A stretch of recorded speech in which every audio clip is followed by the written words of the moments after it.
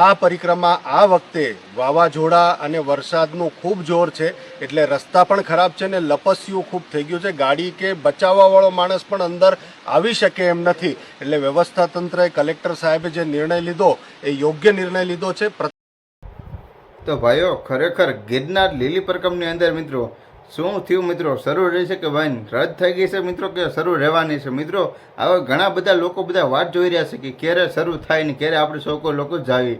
તો મિત્રો આ વર્ષે જેમ બને એમ ન જતા, કારણ કે ગિરનાર લીલી પરકમની અંદર અત્યારે ચોમાસું આપણે સૌ કોઈ લોકો જોવો છો, બધી કે બહુ ચોમાસાની અંદર બધી કે બહુ નુકસાન થયું છે. રોડ રસ્તા ધોવાઈ ગયા છે, કે હલાયું રહ્યું નથી. તો મિત્રો તેની અંદર મહેશગીરી બાપુનો એક વિડીયો વાયરલ થઈ રહ્યો છે 31 તારીખની અંદર. જે સોશિયલ મીડિયાની અંદર જ્યારે બધા લોકો કે ગઈકાલે બધા લોકોને જે કોઈ ગિરનાર લીલી પરકમની અંદર આવવાની પ્રયાસ કરતા જે આવવાની પ્રયત્ન કરતા હતા ગિરનાર લીલી પરકમ કરવા આવવાની, તો તેને બધાને જાહેર કીધું છે કે જેમ બને એમ ન આવતા. કારણ કે જો તમે આવશો તો અમારી કોઈ પણ ટીમ તમને મદદ કાંઈ નહીં કરી શકે, કારણ કે વાહન નથી આવી શકે એમ અંદર. ગિરનાર લીલી પરકમની અંદર વરસાદને લીધે એટલું બધું ધોવાણ થયું છે, એટલા બધા ગારા થયા છે કે બધું બહુ એટલે બહુ નુકસાન થઈ છે. અને રહી વાત મિત્રો લીલી પરકમની, તો મિત્રો ઘરે તમારા મા બાપ હોય જેમ ગણપતિજી અને મા બાપની ફરતી લીલી પરકમમાં 4 વાર આટો ફરી અને આખું સૌરાષ્ટ્રની જે કંઈ ભૂમિ છે બધી જગ્યાનું ફળ લઈ લીધું હતું આપણે ગણપતિમાં દાદાએ. એવી રીતનું જો તમે કરશો તો વધારે સારું, કારણ કે એવું નથી કાંઈ આવી લીલી પરકમમાં કરશો તો જ તમને ફળ મળશે.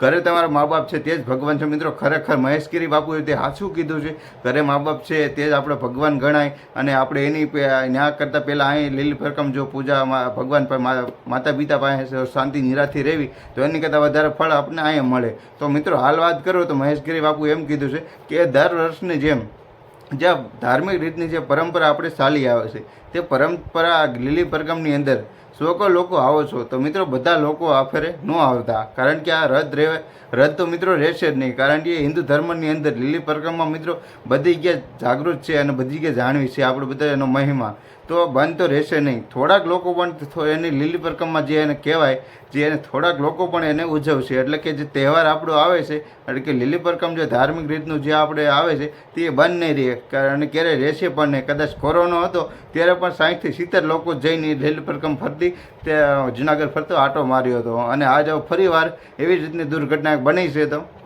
મહેશગીરી બાપુ એમ કીધું કે થોડાક જણા જઈ અને અમે ગિરનારની ફરતે એક આટો મારશું અને લીલી પરકમમાં 4 દિવસની છે અમે પૂરી કરશું, અને બીજા લોકો તમે ન આવતા, કારણ કે અહીંયા આવશો તો હેરાન થશો. મિત્રો આવું ઘણું બધું કહી રહ્યા છે. તો તમે બાપુનો વિડીયો પણ જોયો મિત્રો. વિડીયો સારો લાગે તો લાઈક કરજો. ફેસબુક પેજની અંદર તમારો વિડીયો જોઈ રહ્યા છો જરૂર, તો મિત્રો તેની અંદર મિત્રો કમેન્ટ બોક્સની અંદર તમે સૌ લોકો બતાવજો મિત્રો આ ફેર તમે ગયા હતા કે જવાના હતા મિત્રો, ત્યાં ગયા હતા તેના પરિસ્થિતિ કેવી છે મિત્રો, તેના વિડીયો બીજા હોય તો મને જે મોકલજો. હું તમને એના પણ વિડીયો બનાવી મારી ફેસબુક પેજ અને યુટ્યુબ ચેનલની અંદર હું પોસ્ટ કરીશ, તો બધા લોકોને હજુ પણ જાણવા મળે કે અત્યારે તાજા સમાજ છે. અત્યારે લીલી પરકમની અંદર મિત્રો તાજું જે અત્યારે હાલનું અત્યારે શૂટિંગ ઉતારી છે તો મોકલજો મને જો હોય તો તમે. અને મિત્રો જેમ બને વિડીયો શેર કરજો. ધન્યવાદ.